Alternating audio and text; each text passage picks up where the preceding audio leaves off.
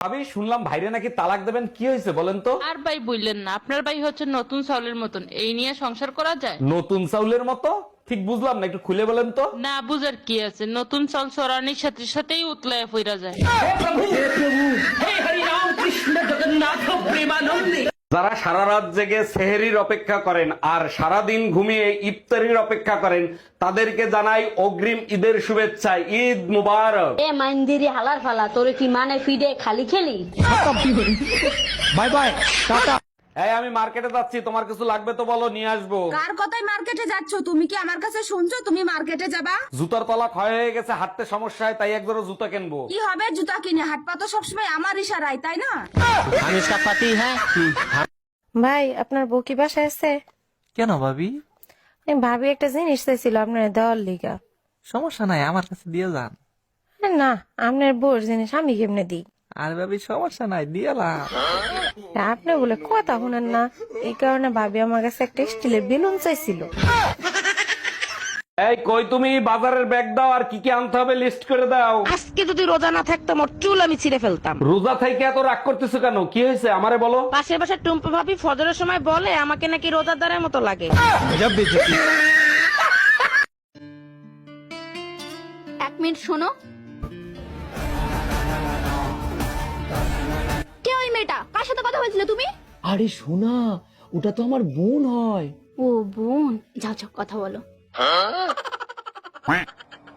কি ওই মেয়েটা তোমাকে হাতে টেনে টেনে নিয়ে গেল? আরে শোনা, ওটা তো আমার বোন হয়। বোন হয়? আমরা দুই বোন হই। কপাল ভালো, ইফতারের ঘোষণা মেয়েরা দেয় না, ছেলেরা দেয়। আর যদি ইফতারির ঘোষণা মেয়েরা দিত তাহলে কি ইফতারি হতো না? অবশ্যই হইতো, মেকআপ করতে করতে মাগরিবের জায়গায় এশা হইতো। আমি বুঝি না একটা মানুষ এত মার কেমনে খেতে পারে।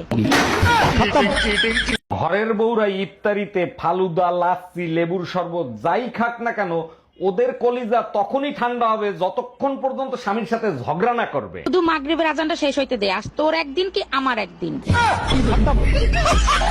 টুম্পা, এবার ঈদে তুমি তোমার বাপের বাড়ি যাবা আর আমি আমার শ্বশুর বাড়ি যাবো। এই হিসাবটা তো খুব ভালোই পারো। আর ঈদের মার্কেট করবা কখন সেটা বলো। এই রমজান মাস আসলেই আমি কানে কম শোনা ধরি, কি করি বলো তো? কিচ্ছু করতে হবে না, ঈদের মার্কেট না করে দিলে ওই কান আমি বয়রা করে দেবো। হ্যালো বেবি, আমি এখনো ঈদের শপিং করি নাই, আমাকে এক্ষুনি অনলাইনে 10,000 টাকা পাঠিয়ে দাও। যেই নাম্বারে আপনি ডায়াল করেছেন সেই নাম্বারটি এখন বন্ধ আছে, দয়া করে ঈদের পরে ডায়াল করুন।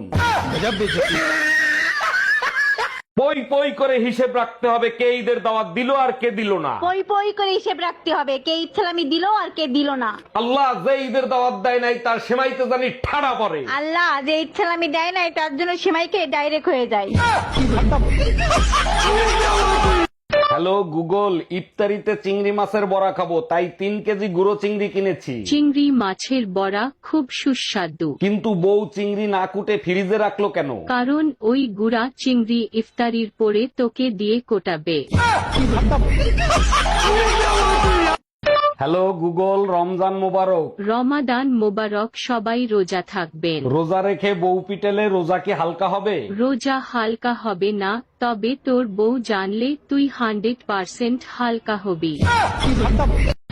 হ্যালো গুগল, ঈদের অফার চলছে শাড়ির দোকানে। শাড়ির দোকানদাররা মেয়ে ছেলেদের এত ভয় পায় কেন? কারণ মেয়েরা 1500 টাকার শাড়ি 150 টাকা বলতে দ্বিধাবোধ করে না।